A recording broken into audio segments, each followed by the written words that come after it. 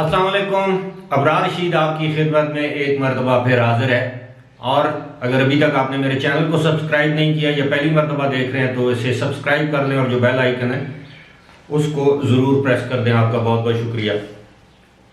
खबरें तो आज बहुत हैं, पाकिस्तान के हवाले से, यूएई के हवाले से, लेकिन मैं शुरू करता हूँ पाकिस्तान में एक मरतबा फिर वो पुतली तमाशा जारी है। आज आपने देखा होगा, सुना होगा कि सेनेट के इंतखाबात के मौके पर, यानी सेनेट के चेयरमैन के इंतखाब के मौके पर, यानी डिप्टी चेयरमैन के इंतखाब के मौके पर जो ड्रामा हमने देखा कि वहाँ पर खुफिया कैमरे नस्ब थे। अब ये कैमरे किसने नस्ब किए हैं, किसने इसकी इतला दी, बिल आखिर जो भी था चोरी पकड़ी गई। जाहिर है इससे हुकूमत की जितनी बदनामी, रसवाई या सुबकी हुई है उसका आप अंदाज़ा नहीं कर सकते, ना सिर्फ पाकिस्तान के लेवल पर बल्कि आलमी सतह पर भी, कि हमारे सेनेट जैसे मोतबर और सबसे आला पार्लिमान के इदारे में अगर ये कुछ हो सकता है तो आम इलेक्शंस में आप खुद अंदाज़ा कर लें कि क्या होता होगा।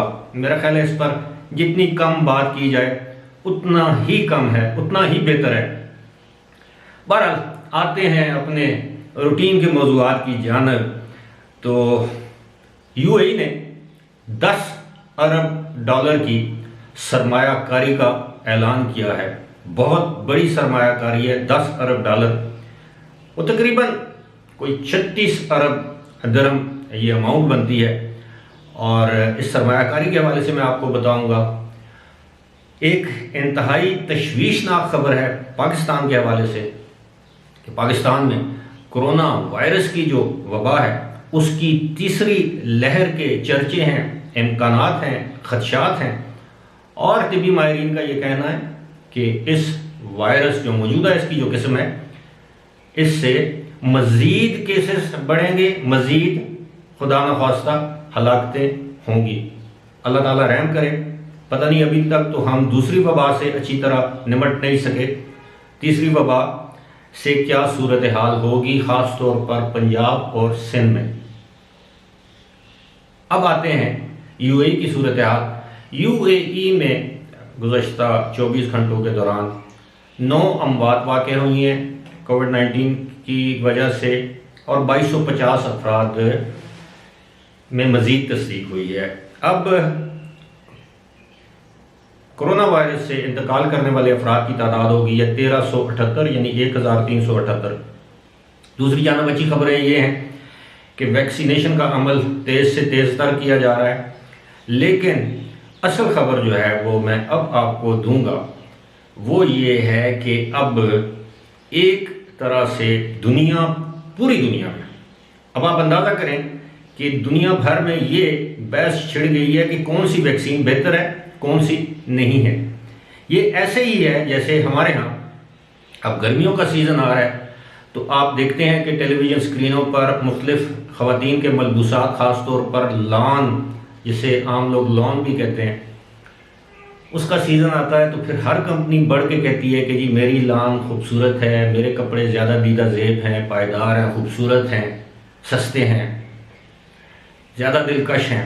इसी तरह अब वैक्सीन के हवाले से, हर वैक्सीन के हवाले से कहा जा रहा है कि ये अच्छी है, ये उससे अच्छी है, इसकी एफिकेसी, इसका मौसर होना ज़्यादा है, ये कम है। लेकिन डेनमार्क ने एस्ट्राजेनेका जो कि बरतानवी वैक्सीन है उस पर पाबंदी आयद कर दी है, क्योंकि स्कैंडिनेवियन कंट्रीज जिनमें डेनमार्क, स्वीडन, नॉर्वे वगैरह शामिल हैं, वहाँ पर बड़ी तादाद में मुबैना तौर पर बुजुर्ग लोगों की अमवात वाक़ हुई हैं और उसका ज़िम्मेदार एस्ट्राजेनेका वैक्सीन को करार दिया जा रहा है। हमारे पास इसके कोई सबूत नहीं है, लेकिन डेनमार्क, ये मैं बता सकता हूँ कि डेनमार्क की हुकूमत ने इस वैक्सीन पर, इसके इस्तेमाल पर पाबंदी आयद कर दी है। अब आप सोच रहे होंगे कि यूएई से इतनी बड़ी खबर, यानी मुत्तहिदा अरब अमारात ने 10 अरब डॉलर की सरमायाकारी का ऐलान किया है। तो जी हाँ मेरे भाइयों, ये सरमायाकारी होगी इसराइल में। और इस बात का ऐलान जब इसराइली वज़ीर आज़म ने, नेतन्याहू ने, अबू धाबी के क्राउन प्रिंस MBZ मोहम्मद बिन जायद को जब टेलीफोन किया तो उसमें उन्होंने इस बात का इंकिशाफ या ऐलान किया कि यूएई बिल्कुल तैयार है 10 अरब डॉलर की सरमायाकारी करेगा इसराइल में, इसराइल के मुख्तलिफ शोबाजात में, जिनमें मैन्युफैक्चरिंग यानी मसनूआत की तैयारी, एग्रीकल्चर टेक्नोलॉजी और जो दीगर स्ट्रेटेजिक नोयत के शोबाजात हैं, स्पेस टेक्नोलॉजी में भी जिन जिन शोबों में इसराइल इस वक्त आगे है, उन शोबों में अब यूएई के सरमायाकार और हुकूमत मिलकर वहाँ पर 10 अरब डॉलर की सरमायाकारी करेंगे। ये नहीं बताया गया कि ये तमाम की तमाम सरमायाकारी कितने अरसे में की जाएगी, लेकिन इसका ऐलान कर दिया गया है। अब देखते हैं इसराइल यूएई में कितने अरब डॉलर सरमायाकारी करेगा, क्योंकि अक्सर इस तरह के जो अमीर ममालिक होते हैं ये रेसिप्रोकल इसे कहते हैं, दो तरफा किस्म की सरमायाकारी की जाती है, यानी वहाँ के इसराइल के इन्वेस्टर्स या इसराइल के हुकूमती इदारे यूएई में सरमायाकारी करेंगे और यूएई के इन्वेस्टर्स और यहाँ के हुकूमती इदारे वहाँ पर सरमायाकारी करेंगे। अब ज़ाहिर है इसमें टूरिज़्म का सेक्टर भी है। अब जबकि अगर 10 अरब डॉलर की सरमायाकारी हम एक अंदाज़ा लगा रहे हैं, अगर इसराइल की 10 अरब डॉलर की सरमायाकारी का ऐलान करता है मुत्तहिदा अरब अमारात में, तो आप यकीन करें कि ये मुत्तहिदा अरब अमारात की इकॉनमी यानी मईशत के लिए एक बहुत बड़ी और अच्छी खबर होगी। उसकी वजह आप सब जानते हैं, दुनिया भर की मईशतों में इस वक्त मंदे का रुझान है, मईशतें दिन ब दिन गिर रही हैं, और अगर यूएई जैसे छोटे मुल्क में 10 अरब डॉलर की मज़ीद सरमायाकारी की जाती है तो इससे वहाँ पर जो इकॉनमी है, मईशत है, उसको एक तवानाई मिलेगी, बूस्ट मिलेगा, एनर्जी मिलेगी, ताकत मिलेगी, और इसका बराह रास्त फ़ायदा होगा वहाँ पर काम करने वाले लोगों को या वहाँ पर काम करने की ख्वाहिश रखने वाले लोगों को, क्योंकि जब भी इन्वेस्टमेंट आती है तो उससे तरक्की का पहिया चलता है, और तरक्की का पहिया उसी वक्त चलता है जब आपके पास ह्यूमन रिसोर्स यानी इंसानी वसाइल हों, यानी काम करने वाली लेबर या काम करने वाले लोग हों।